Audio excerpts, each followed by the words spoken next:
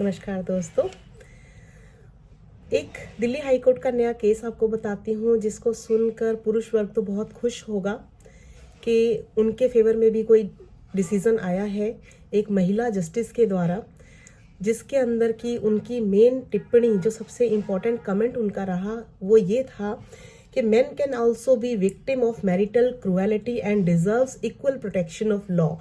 जिसका हिंदी में मतलब है कि पुरुष भी पीड़ित हो सकता है, एक शादीशुदा पुरुष भी पीड़ित हो सकता है, जिसको कि अपनी पत्नी या किसी महिला या किसी भी औरत के द्वारा प्रताड़ित किया जाता है, तो पुरुष भी पीड़ित हो सकता है और उसको भी बराबर न्याय का अधिकार है। और अगर उसको बराबर न्याय नहीं मिलता है तो ये उनके खिलाफ, उनके साथ, पुरुष वर्ग के साथ भेदभाव होगा और ये इक्वल प्रोटेक्शन या इक्वालिटी ऑफ लॉ नहीं कहा जाएगा।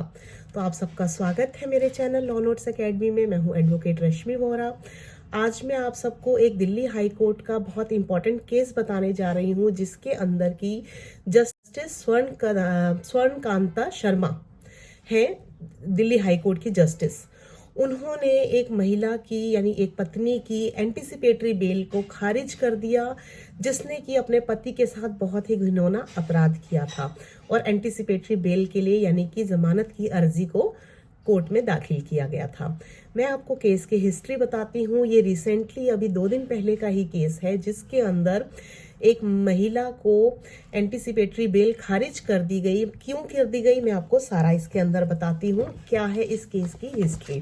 देखिए, दिल्ली हाई कोर्ट के अंदर ये केस आया है, जिसमें कि पति ने अपनी पत्नी के ऊपर ये इल्ज़ाम लगाए कि मेरी पत्नी ने मेरे ऊपर सोते हुए, रात को सोते हुए मेरे ऊपर खौलता हुआ पानी डाल दिया, जिसके अंदर की लाल मिर्च का पाउडर था, और मेरे साथ मेरी 3 महीने की बच्ची भी सो रही थी। तो इतना बड़ा घिनौना अपराध उस पति के साथ हुआ।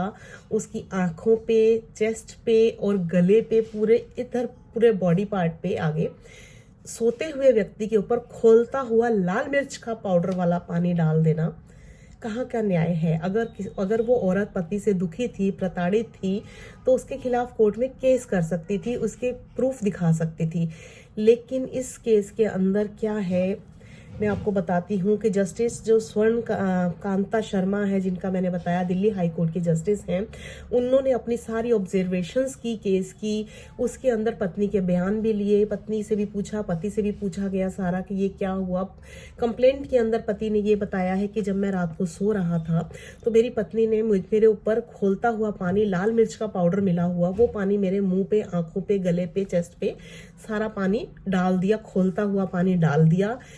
उसके बाद नंबर 2, मेरा मोबाइल लेके चली गई। नंबर 3, मेरे को और मेरी 3 महीने की बच्ची को कमरे में बंद कर दिया, बाहर से रूम लॉक कर दिया। नंबर 4, पति को कहीं से कोई मदद ना मिल सके, इस चीज की पूरी कोशिश की और वो मर जाए ऐसे तड़प के, ये कोशिश की गई उसके अंदर। तो ये जो अपराध जो पत्नी के द्वारा किया गया है, ये इतना घिनौना अपराध है कि जस्टिस स्वर्णकांता शर्मा जी भी इसको देख के उसको, औरत को इस बेस पे डिनाई नहीं, इस बेस पे डिनाई नहीं की बेल कि वो औरत है, इस बेस पे किया कि पुरुष वर्ग भी पीड़ित हो सकता है। और अगर कोई भी व्यक्ति अगर दूसरे व्यक्ति के साथ ऐसा घिनौना अपराध करता है, तो वो चाहे औरत हो या आदमी हो, स्त्री हो, पुरुष हो, लड़की हो, लड़का हो, कोई भी हो, इसमें सिर्फ अपराध देखा जाएगा, उसका जेंडर नहीं देखा जाएगा।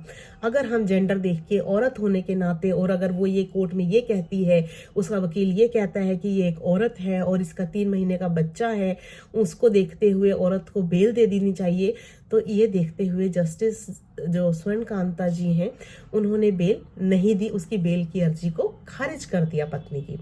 मैं तो ये कहती हूँ कि पुरुष वर्ग के लिए बहुत अच्छा जस्टिस आया है। उन्होंने एक समाज को एक अच्छी दिशा देने की कोशिश की है, जस्टिस स्वर्णकांता शर्मा जी ने। उनको भी दिख रहा है कि पुरुषों के खिलाफ कितने अत्याचार हो रहे हैं, महिलाएं कानून का कितना दुरुपयोग कर रही हैं, खुद भी ऐसी हरकतें करती हैं। अगर पुरुष वर्ग ऐसा करता है तो उन्हें तो सजा मिलती ही है, उनके ऊपर तो केस हो ही जाता है। लेकिन अगर महिलाएं भी ऐसा कर रही हैं तो पुरुषों को भी आगे आना चाहिए, उन्हें भी महिलाओं के खिलाफ केस करने चाहिए। न्याय सिर्फ औरतों के लिए नहीं है, पुरुषों के लिए भी बराबरी का है। जहां पुरुष गलत काम कर रहे हैं वहां पुरुषों को सजा मिलनी चाहिए, जहां औरतें गलत कर रही हैं उनमें औरतों को भी सजा मिलनी चाहिए। पुरुषों को इस चीज से बिल्कुल नहीं डरना और शर्माना चाहिए कि समाज उनके बारे में क्या कहेगा, उनके रिश्तेदार, मित्र, जानकार उनके बारे में क्या कहेंगे, क्या नहीं कहेंगे। इसलिए पुरुषों को भी सामने आना चाहिए और देखभाल के शादी करनी चाहिए। जरूरी नहीं है कि लड़कियों के साथ ही गलत काम होता हो, और तो मर्दों के साथ, पुरुषों के साथ शादी के बाद भी बहुत हो रहा है आजकल। बहुत ज्यादा केसेस, ऐसे झूठे केसेस कोर्ट में फाइल हो रहे हैं। मैं खुद ऐसे देख रही हूँ, महिलाएं बहुत ज्यादा 498 के केसेस करती हैं, बहुत ज्यादा। एक अतुल सुभाष का केस आपने देखा, अभी उन्होंने सुसाइड किया, उसके बाद पुनीत खुराना ने किया दिल्ली के अंदर। तो ये सारे उन्हें सुसाइड नहीं करना चाहिए था।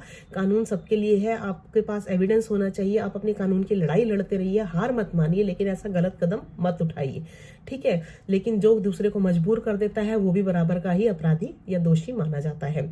तो इसके अंदर जस्टिस जो है, उन्होंने समानता के अधिकार यानी इक्वालिटी ऑफ लॉ के बारे में बताया। उन्होंने बोला कि जो न्याय है वो सबके लिए बराबर है, चाहे वो पुरुष हो या स्त्री वर्ग हो। इसके अंदर सिर्फ औरतें ही शारीरिक और मानसिक प्रताड़ना की शिकार नहीं होती हैं, पुरुष वर्ग भी बहुत ज्यादा इसका शिकार हो रहे हैं। और वो सिर्फ समाज के डर से और सिर्फ उनके रिश्तेदार या दोस्त, जानकार लोग क्या कहेंगे इस बारे में, या पुरुषों को ही गलत समझेंगे, ये सोचकर वो महिलाओं के खिलाफ केस नहीं करते हैं या चुप बैठ जाते हैं कि उनकी जॉब पे, बिजनेस पे कितना इफेक्ट पड़ेगा, रिलेशनशिप्स में और कितना इफेक्ट पड़ेगा। बहुत सारी महिलाएं तो शादी से पहले ही पतियों को या आदमियों को रेप का झांसा देकर, रेप का इल्जाम लगाने का, केस फाइल करने का डर दिखाकर ही उनसे शादी करती हैं, जो कि इस केस के अंदर भी हुआ।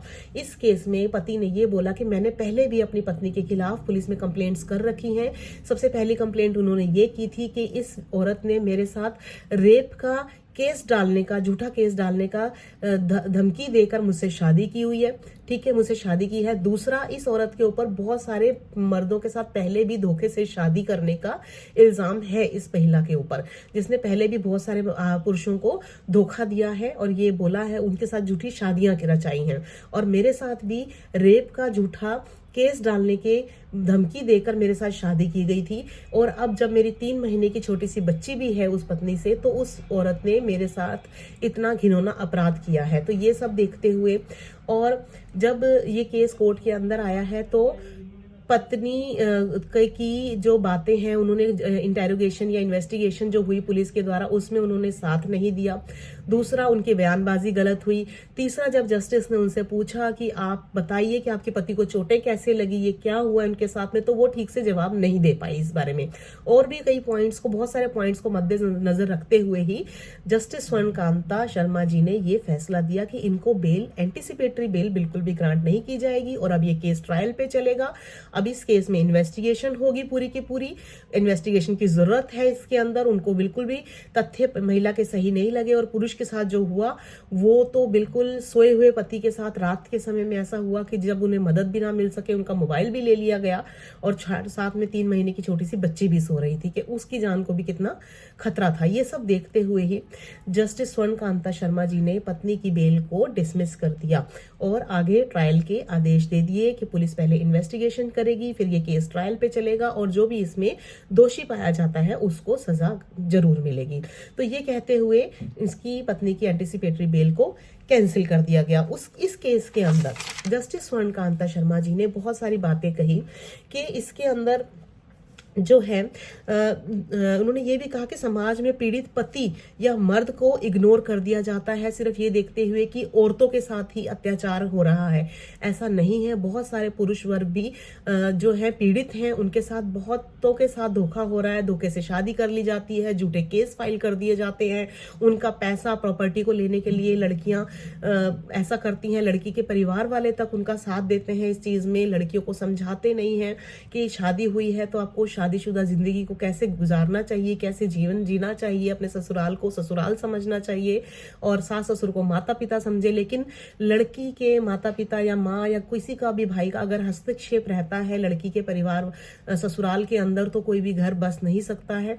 इसलिए किसी भी, ये मेरी अपनी पर्सनल राय है और कोर्ट की भी राय यही है कि अगर जब तक कि लड़कियां ससुराल को अपना घर नहीं समझेंगी और उनके लड़की के माता पिता का इंटरफियरेंस या उनका हस्तक्षेप लड़की के ससुराल में रहेगा, तब तक लड़कियां का घर नहीं बच सकता है।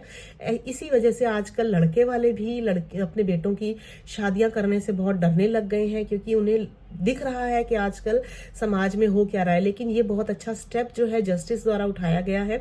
आगे भी मैं उम्मीद करती हूँ कि हमारी न्याय प्रणाली ऐसे ही केसेस को देखते हुए, गंभीरता से लेते हुए, उसका संज्ञान लेते हुए और तथ्यों को देखते हुए कि कौन सच्चा है कौन झूठा है, बिना न्यायिक जांच के, बिना पूरी इन्वेस्टिगेशन के ऐसे किसी को बरी ना कर दे। और अगर महिलाएं ऐसा झूठे केस कर रही हैं तो महिलाओं के लिए लीनियंसी या इतनी ढीलता नहीं देनी चाहिए कि महिलाओं को आप कोई सजा न दे रहे। कड़ा कानून सिर्फ पतियों के लिए ही नहीं होना चाहिए।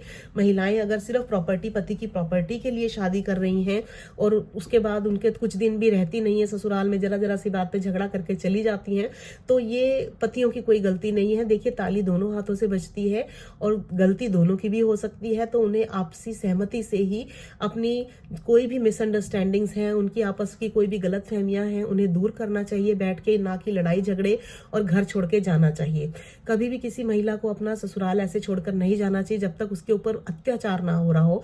अगर महिला के साथ कोई अत्याचार हो रहा है तो उनके लिए हेल्पलाइंस हैं, वो आप जा सकती हैं। अगर आपको लालची परिवार मिल गया है, दहेज मांगने वाला मिल गया है, तो आपके पास पूरा हक है। महिला आयोग बना हुआ है। महिलाएं कभी भी 1 मिनट में 100 नंबर पे, 112 नंबर पे कंप्लेंट करके आप कभी भी अपनी हेल्प ले सकती हैं, ठीक है। लेकिन पुरुष वर्ग क्या करे? अगर पुरुष के साथ महिलाएं ऐसा कर रही हैं तो पुरुषों को भी डरना नहीं चाहिए।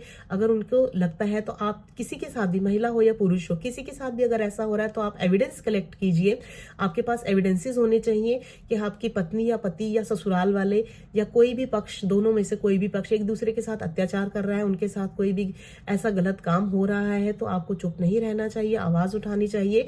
और इससे पहले कि बात बहुत ज्यादा बढ़ जाए या बात आगे आपको जान पे के जोखिम आ जाए, तो उससे पहले ही आपको स्टेप ले लेना चाहिए। अगर आपकी नहीं बन रही है तो केस करने से अच्छा आप लोग अलग हो जाइए, अगर आपकी आपस में नहीं बन रही। और लेकिन कोशिश कीजिए, कोर्ट भी टाइम देता है अलग होने के लिए, डिवोर्स देने के लिए। कोर्ट 1 साल से पहले डिवोर्स नहीं देता, इतनी आसानी से नहीं मिलता अगर म्यूचुअली भी लेंगे या अकेला भी कोई पार्टी भी लेगी तो इसलिए मेरी रिक्वेस्ट है सबसे कि ऐसा ना होने दीजिए, ऐसा मौका या ऐसा टाइम मत आने दीजिए कि आपके साथ ऐसा हो। उससे पहले ही आपको लगता है कि आप दोनों में से कोई भी गलत है तो आपको पहले ही डिवोर्स का केस फाइल कर देना चाहिए, या फिर एक दूसरे को समझने और समझाने की कोशिश कीजिए। लेकिन प्यार से कीजिए, प्यार से रहिए, अपना घर बसाइए। कोशिश कीजिए कि अपने परिवार, अपने बच्चों के बारे में सोचिए और अपना घर बसाइए। लेकिन किसी को भी एक दूसरे के ऊपर क्राइम करने का, कोई भी गाली गलौज करने का, किसी के ऊपर गलत अपशब्द करने का, किसी से कोई भी क्राइम, ऐसा भी कोई भी बात या काम ऐसा करने का अधिकार नहीं है जो कानून का उल्लंघन करता हो। तो कोई भी अगर ऐसा करेगा तो वो दोषी पाया जाएगा और उसके खिलाफ कानूनी कार्यवाही तो की ही जाएगी। इसलिए प्यार से रहिए। जैसा कि इस जस्टिस ने बोला कि भाई आप पूरी पत्नी के सिर्फ पत्नियां ही प्रताड़ित नहीं होती हैं, औरतें नहीं होती, पुरुष वर्ग भी होता है। तो अगर हम सिर्फ पत्नियों को न्याय देते रहेंगे और पुरुषों के खिलाफ एक्शन लेते रहेंगे तो ये पुरुष वर्ग के साथ अन्याय होगा। तो हमें बराबर का अधिकार दोनों को देना है। अगर महिला गलत है तो हमें महिला को भी सजा देनी है, पुरुष गलत है तो पुरुष को भी देनी है। तो ये इसी वजह से इनके ऊपर पति जो है कि केस नहीं कर पाते हैं, आप बदनामी के डर से नहीं करते हैं, तो ऐसा उन्हें नहीं करना चाहिए। आप उनके ऊपर खिलाफ केस कर सकते हैं और अगर आपको लगता है तो आप उनसे डिवोर्स ले सकते हैं। तो इसलिए पत्नी के इस केस में पत्नी के बदलते बयानों को देखते हुए, पति की चोटों के बारे में ना बताते हुए और सही जानकारी ना दे पाने और कई वजहों की वजह से पत्नी को बेल नहीं मिली, तो ये एक इम्पॉर्टेंट केस है जिसकी बारे में मैं आगे आपको और अपडेट्स देती रहूंगी। तो अगर आपको ये मेरी जानकारी ठीक लगी है और मेरे चैनल पर नए हैं तो अभी सब्सक्राइब करके बेल आइकन प्रेस कर दीजिए और वीडियो पसंद आया हो तो लाइक, शेयर और कमेंट जरूर कीजिएगा। मुझे आपके कमेंट्स का इंतजार रहता है। मेरे पिछले वीडियोस को भी आपने बहुत पसंद किया है, आपके बहुत कमेंट मेरे पास आए हैं। तो मैं भी चाहती हूँ कि पुरुषों के लिए आयोग जरूर बने, पुरुष आयोग बने, और पुरुषों को भी समानता का अधिकार मिले।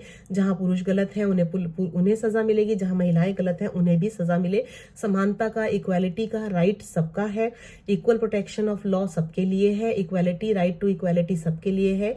जस्टिस जो है फेयर जस्टिस का है। इस बात को जस्टिस ने भी बोला है इस केस के अंदर, दिल्ली हाई कोर्ट की, कि इसके अंदर फेयर जस्टिस होना चाहिए।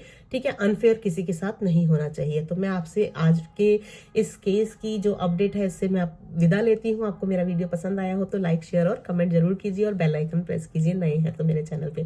Thank you so much, have a nice day, take care, bye bye.